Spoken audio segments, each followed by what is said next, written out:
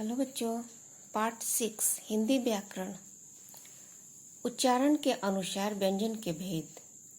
उच्चारण के आधार पर हिंदी देवनागरी वर्णमाला में व्यंजन के 3 भेद होते हैं: स्पर्श व्यंजन, अंतस्थ व्यंजन और ऊष्म व्यंजन। उच्चारण के आधार पर कितने भेद होते हैं? 3: स्पर्श, अंतस्थ और ऊष्म। तो पहला हम लोग स्पर्श व्यंजन के बारे में पढ़ते हैं। तो स्पर्श व्यंजन जिन व्यंजनों का उच्चारण कंठ, होठ, जिह्वा आदि के स्पर्श द्वारा होता है उसे स्पर्श व्यंजन कहते हैं। जिन व्यंजनों का उच्चारण हमारे कंठ से होता है, होठ से होता है और जीभ से होता है उसे ही हम स्पर्श व्यंजन कहते हैं। इनके 5 वर्ग हैं। प्रत्येक में 5 वर्ण हैं और हर वर्ग का नाम उसके प्रथम वर्ण के नाम पर ही रखा गया है।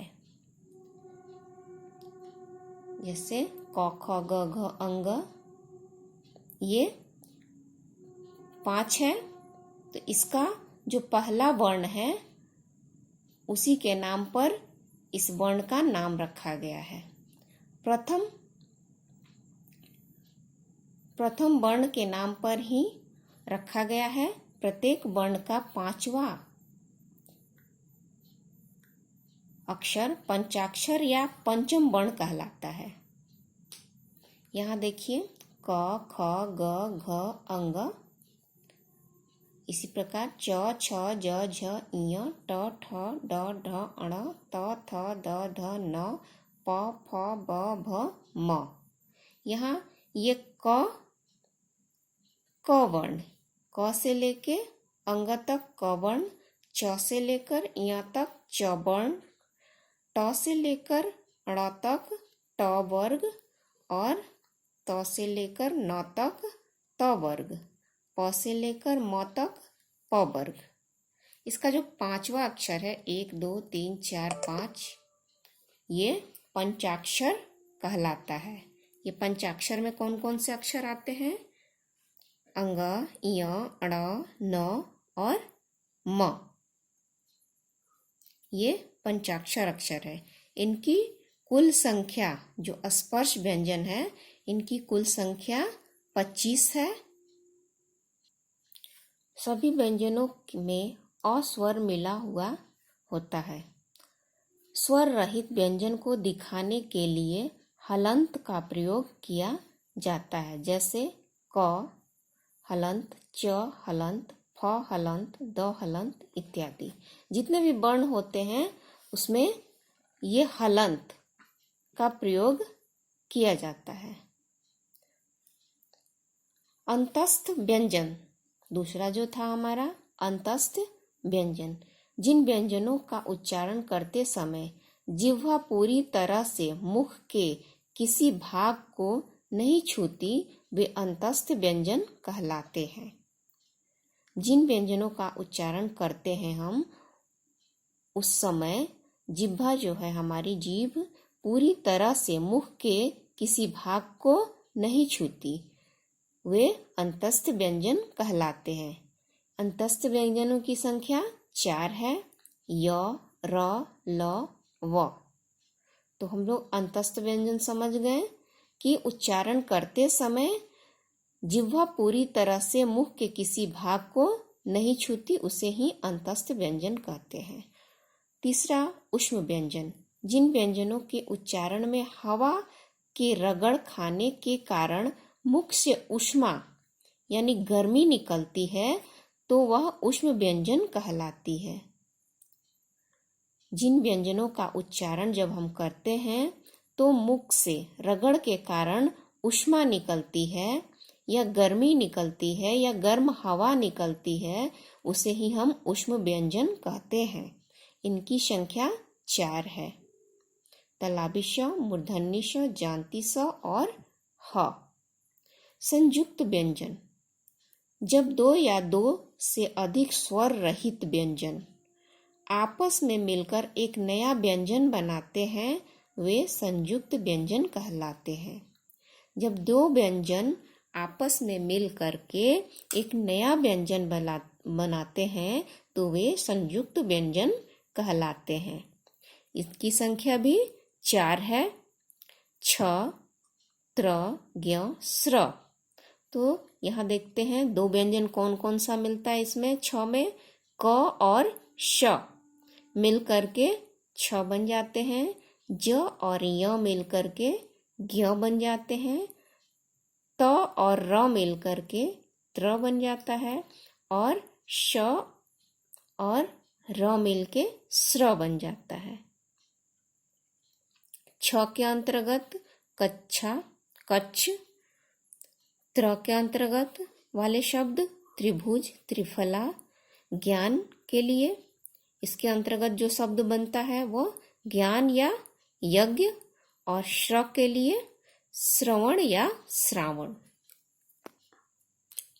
इन 4 संयुक्त व्यंजन के अतिरिक्त अन्य व्यंजनों को भी जोड़कर लिखते हैं। ये छ, त्र, ज्ञ और श्र के अतिरिक्त भी और भी व्यंजन है जिसे हम जोड़कर लिखते हैं। द्वित्व व्यंजन, जब एक स्वर रहित व्यंजन का समान स्वर रहित व्यंजन से मेल होता है तब वह द्वित्व व्यंजन कहलाता है। जैसे क, क दोनों समान स्वर हैं।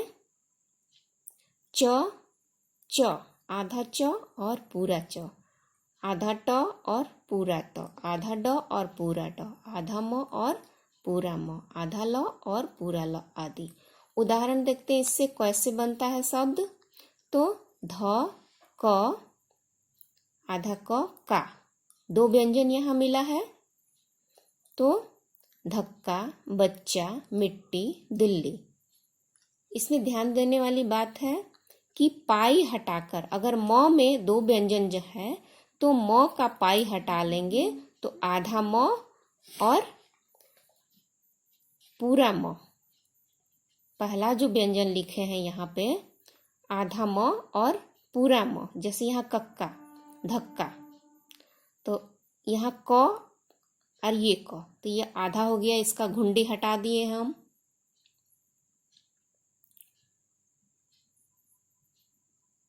म का पाई हटा देते हैं पाई वाले में, और घुंडी वाले में घुंडी हटा देते हैं। ट और ड में हलंत लगा देते हैं, पहले वाले व्यंजन में हलंत लगा देते हैं।